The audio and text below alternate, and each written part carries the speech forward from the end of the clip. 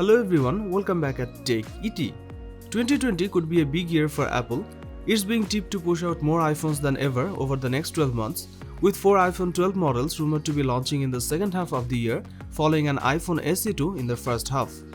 That's according to Ming-Chi Kuo, an Apple analyst with a good track record, who said as much in a research note obtained by Mac Rumors.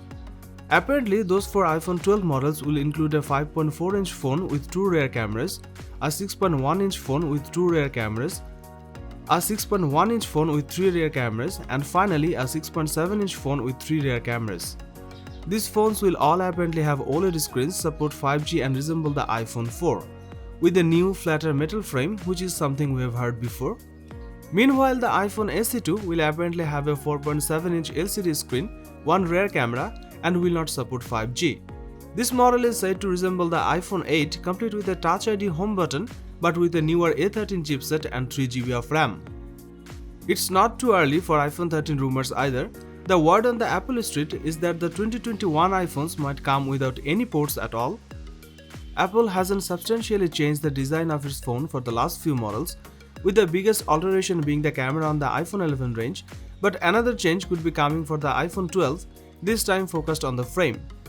According to Ming-Chi Kuo, in a research note seen by Mac Rumors, Apple is likely to stick with a glass back and a metal frame, but change the design of the metal frame so that it's more like the frame used on the iPhone 4.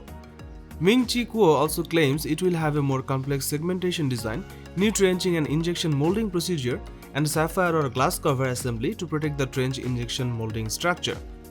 Regardless, Kuo also states that these changes could substantially increase the cost of the materials, with the metal frame potentially costing up to 50 to 60% more and the cover up to 40 to 50% more. He doesn't say whether this will lead to a higher cost at retail, but it seems more likely. Well, that's all for now. Thank you for watching this video. Don't forget to subscribe this channel to get more updates. Till the next time.